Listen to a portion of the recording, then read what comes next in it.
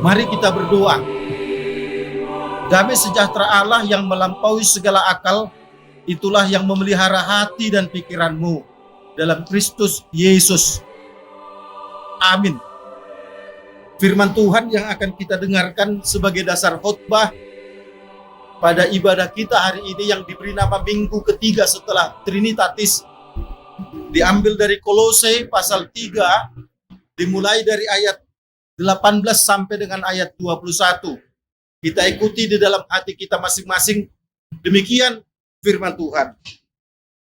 Hai istri-istri, tunduklah kepada suamimu sebagaimana seharusnya di dalam Tuhan. Hai suami-suami, kasihilah istrimu dan janganlah berlaku kasar terhadap dia. Hai anak-anak, taatilah orang tuamu dalam segala hal, karena itulah yang indah di dalam Tuhan. Hai bapak-bapak, janganlah sakiti anakmu, supaya jangan tawar hatinya. Demikian firman Tuhan. Yesus berkata kepada kita semua, yang berbahagia adalah mereka yang mau mendengarkan firman Tuhan, serta melakukan di dalam kehidupan setiap hari. Saudaraku seiman yang dikasihi oleh Tuhan Yesus Kristus, ibadah kita minggu hari ini diberi tema membangun keluarga bahagia. Setiap orang pada umumnya pasti menginginkan akan mendirikan keluarga, atau dengan kata lain, secara umum orang pasti ingin menikah. Saudaraku, kalau menikah itu gampang. Kalau mau menerima pemberkatan perkawinan di gereja gampang. Mau seberapa sulit pun persyaratannya, pasti kita bisa lengkapi itu. Mau berapa lama pun bimbingan pranikah, pasti kita bisa ikuti itu. Tapi masalahnya saudaraku, untuk mempertahankan rumah tangga ini tentu membutuhkan hati yang tulus, membutuhkan kesungguhan hati. Pada umumnya orang mendirikan rumah tangga itu diawali dengan cinta. Ada sebuah ungkapan yang mengatakan cinta itu dari mata kemudian turun ke hati. Artinya apa, saudaraku? Sebelum kita memutuskan untuk menyampaikan cinta, maka kita akan diperhadapkan dengan sebuah fakta. Benarkah aku mencintai dia? Itu sebabnya dari mata turun ke hati. Karena hati inilah yang akan mengolah. Hati inilah yang akan memberikan pesan kepada pikiran kita. Apakah kita benar-benar cinta atau jangan-jangan hanya cinta pura-pura saja, cinta monyet, cinta remaja. Saudaraku, kalau kita cinta kepada seorang wanita, cinta kepada seorang pria, dan kita ingin menjadikannya istri, kita ingin menjadikannya suami, katakanlah kita sudah menerima pemberkatan perkawinan itu. Tapi pada saat ini Rasul Paulus memberikan pesan kepada kita, hai istri, tunduklah kepada suamimu. Seperti apa tundukmu kepada suami? Ya sebagaimana engkau tunduk kepada Tuhanmu. Tentu engkau para istri melihat bagaimana Tuhan itu sudah memberikan tanggung jawabnya, memelihara kehidupan kita, memberikan apa yang kita butuhkan. Demikianlah suami yang benar itu dia bertanggung jawab atas kehidupan keluarga. Untuk itu si istri diminta untuk tunduk. Tunduk itu menghargai, memposisikan suami sebagai kepala keluarga. Menghargainya, sudah lelah mencari nafkah. Hai suami, kasihi istrimu. Jangan berlaku kasar. Lihatlah Tuhan Yesus itu mengasihi umatnya. Bahkan rela berkorban hanya untuk menunjukkan cintanya kepada umatnya. Seperti itulah suami. Kasihi istrimu seperti Yesus itu mengasihi umat, bahkan rela berkorban.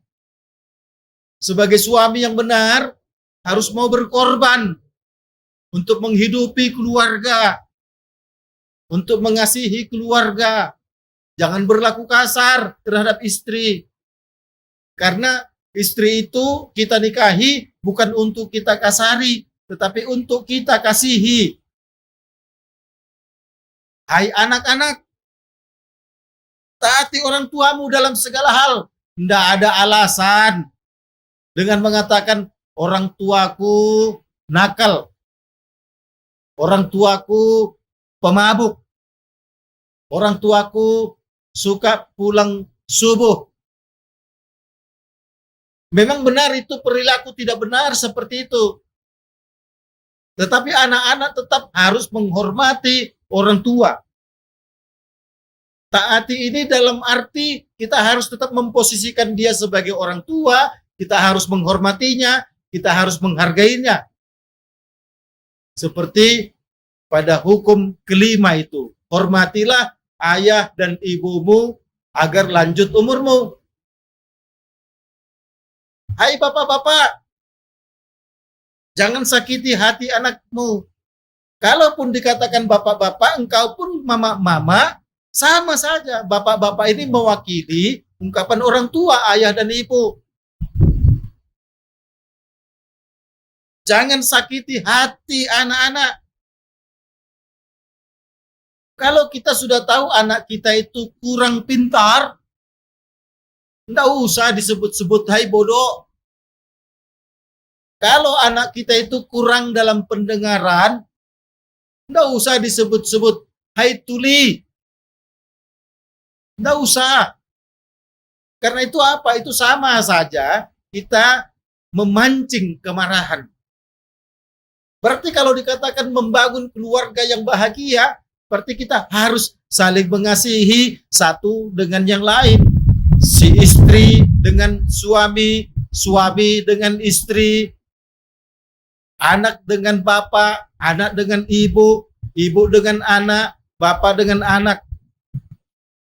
Ya memang dalam situasi teknologi yang semakin canggih ini, zaman yang berbeda dengan zaman dulu, cara interaksi kehidupan dalam keluarga itu memang sudah harus berubah.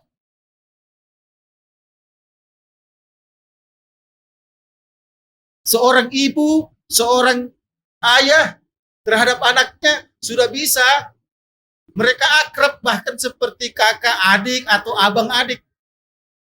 Ya itu sudah tuntutan zaman, saudaraku. Berbeda dengan zaman dulu. Kita takut sekali. Takut itu dalam arti memang takut. Seperti kita melihat polisi ya takut. Tapi kalau istri sekarang takut kepada suami bukan seperti itu. Takut itu menghormati, menghargai. Tentu sekaligus supaya cintamu semakin melekat. Nah saudaraku yang dikasih oleh Tuhan Yesus Kristus, kalau kita sudah jatuh cinta kepada istri, jatuh cinta kepada suami, dulu ketika masa pacaran bayangkan jatuh cinta, falling love with you. Jatuh cinta berarti cintamu sudah kau jatuhkan kepada istrimu, cintamu sudah kau jatuhkan kepada suamimu, berarti cintamu itu sudah kau letakkan, berarti dia tidak bergeser lagi. Kenapa enggak kita katakan aku cinta padamu saja, tapi kita katakan aku jatuh cinta padamu. Nah itu sama dengan kalau orang hanya mengatakan aku cinta padamu, masih diragukan kebenaran cintanya itu. Sampai dia mengatakan, aku jatuh cinta padamu. Cinta itu benar-benar sudah diserahkan kepadamu. Begitu juga suami sudah menyerahkan cintanya kepada istri, istri menyerahkan cintanya kepada suami. Nah, saudaraku yang dikasihi oleh Tuhan Yesus Kristus, membangun keluarga yang bahagia itu tentu mengajak seisi rumah itu juga berdoa kepada Allah, beribadah kepada Allah. Ajak seisi rumahmu itu hanya menyembah Allah di dalam Yesus Kristus. Nah, kalau sudah seperti itu, maka kehidupan kita ini benar-benar akan kita rasakan bahagia. Bagaimana mungkin kita akan bisa merasakan kebahagiaan dalam rumah tangga kita kalau ayah dan istri saja tidak pernah sama-sama ke gereja? Katakanlah dalam gereja kita itu ada 3 kali ibadah atau 2 kali ibadah. Kalau untuk jam ibadah saja pun kita tidak pernah bersama. Mungkin si suami karena kur, istri karena kur, jam kurnya berbeda-beda. Tapi kan tidak seterusnya seperti itu. Berdoa bersama di tengah rumah. Minimal sekali makan bersama, minimal sekali berdoa bersama. Mau makan pagi kah, makan siang kah, makan malam kah, atau setidak-tidaknya kita harus bersekutu di tengah keluarga kita itu bersama-sama. Nah, kalau sudah seperti itu, saudaraku, udah pasti kita akan bisa merasakan dan menciptakan keluarga yang bahagia di dalam kehidupan kita. Banyak tantangan, saudaraku, yang akan mencabik-cabik kemesraan, kebersamaan dalam kehidupan keluarga ini. Apa saja bisa. Handphone pun bisa. Mata pun bisa. Tangan bisa. Kaki bisa. Semua dipakai oleh kekuatan dunia ini untuk mengacaukan kemesraan dalam kehidupan rumah tangga. Tapi kalau kita selalu setia kepada Tuhan, dan kalau kita selalu cinta, didasari cinta Yesus kepada kita, maka apapun yang terjadi di dalam kehidupan rumah tangga kita, kita akan tetap cinta kepada istri, cinta kepada suami. Kalau anak-anak kita melihat kemesraan itu di antara papa dan mamanya, antara mama dan papanya, betapa bahagianya juga anak-anak itu melihat kebersamaan orang tuanya, sehingga mereka pun tentu ingin selalu bersama-sama. Oleh karenanya, mari saudaraku, dalam situasi pandemi COVID-19 ini, dalam situasi new normal ini, kita diminta untuk masuk kepada kebiasaan yang baru. Kebiasaan yang baru itu juga harus kita pakai untuk semakin mengokohkan landasan kehidupan keluarga kita. Pandemi COVID-19 ini, kita harus manfaatkan itu semakin membuat rukun keluarga kita. Kalau kita diminta untuk stay at home, tentu jangan egois. Setidak-tidaknya kita juga harus bersama. Kita manfaatkan, saudaraku, stay at home ini untuk kita kemudian makan bersama, berdoa bersama, beribadah bersama, yang tadinya mungkin jarang kita lakukan. Nah, sehingga dengan demikian, pandemi ini bukan malah memporak-porandakan, tapi justru dapat kita pakai untuk memantapkan persekutuan kita di tengah keluarga. Mari kita jalani hidup kita ini dengan satu tekad. Aku akan tetap mencintai keluargaku. Amin. Mari kita berdoa. Terima kasih Tuhan, kami ucapkan kepadamu atas kasih dan anugerah-Mu yang kami rasakan pada kesempatan ini. Tuhan, Kau telah berfirman bagi kami. Kami harus mau dengan sungguh-sungguh menciptakan keluarga yang baru, keluarga yang bahagia. Kami harus mau membangun keluarga yang bahagia. Untuk mendirikan keluarga itu gampang. Tapi untuk membangunnya menjadi keluarga yang bahagia penuh dengan kesungguhan karena tantangan banyak. Cinta kami tidak lagi didasari soal cantik dan tampan. Tapi cinta kami harus didasari dengan kasih Yesus kepada kami. Yesus selalu mencintai kami, mengasihi kami dalam segala hal, dalam situasi apapun. Demikianlah kami tetap harus saling mencintai antara suami dan istri, apapun yang terjadi. Sehingga dengan demikian, maka akan tercipta keluarga yang bahagia. Kalau antara istri dan suami akan kokoh, maka akan terciptalah kebahagiaan antara orang tua dengan anak. Ya Allah yang di surga, situasi pandemi COVID-19 ini, biarlah kami pakai untuk semakin mengakrabkan keluarga kami.